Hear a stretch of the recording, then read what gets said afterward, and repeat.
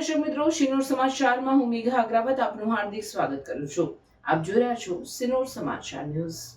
Banaskantha collector, SP, મંદિર વહીવટદાર સહિત સમગ્ર વહીવટી તંત્ર ઉપસ્થિત રહ્યું ત્યારે ભાદરવી પૂનમના મેળામાં 1624 અંગો રજીસ્ટર થયેલ છે, જે મેળા દરમિયાન અંબાજી આવશે। દર્શનનો સમય વહેલા 6 વાગ્યાથી રાત્રે 12 વાગ્યા સુધી મેળા દરમિયાન ખુલ્લું રહેશે। પૂનમના દિવસે ચંદ્રગ્રહણ હોવાથી બપોરે 12:30 થી ગર્ભગૃહ બંધ કરીને જાળીમાંથી દર્શન થશે। ભાદરવી પૂનમના દિવસે સાંજે 5 વાગ્યા બાદ ચંદ્રગ્રહણના લીધે સંપૂર્ણ બંધ રહેશે। હમણાં સુધી 303 સેવા કેમ્પની નોંધણી થઈ ચૂકી છે। સમગ્ર અંબાજીમાં સીસીટીવી કેમેરા લગાવીને 24 કલાક બાદ નજર રાખવામાં આવશે।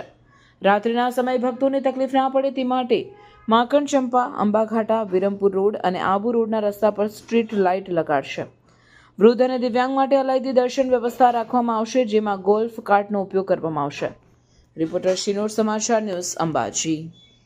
મિત્રો, આ અમારા માટે ખૂબ જ ગર્વની અને હર્ષની લાગણી હોય છે કે તમારા બધાની વચ્ચે મા અંબાનો એક ભાદરવી પૂનમનો મેળો યોજવો અને તમામ લોકોને સવલતો આપવી।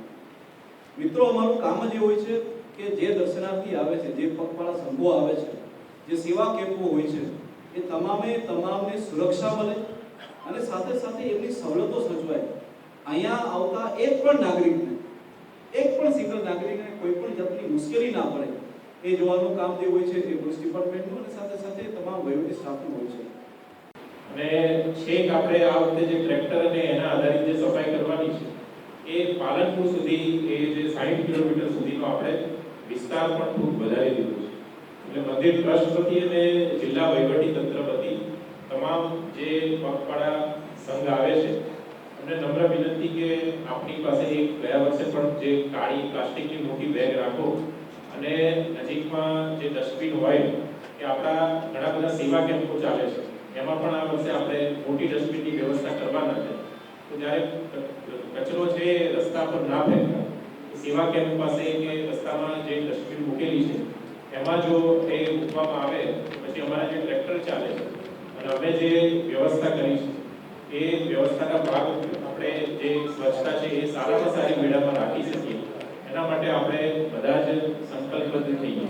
અમારા અધિકારીશ્રીઓ, કલેક્ટરશ્રી અને એમની ટીમ, એસપી શ્રી અને એમની ટીમ એ પણ એક વ્યવસ્થાનો પાઠ, એમાં શું સુધારા થયા છે અને સુધારા સંઘના ભાઈઓને વિનંતી સર કે જો આ પ્રકારનું આપણે કહીએ તો વધારે પ્રકારની સારી વ્યવસ્થા થઈ શકે, એ પ્રકારની વ્યવસ્થા થઈ છે।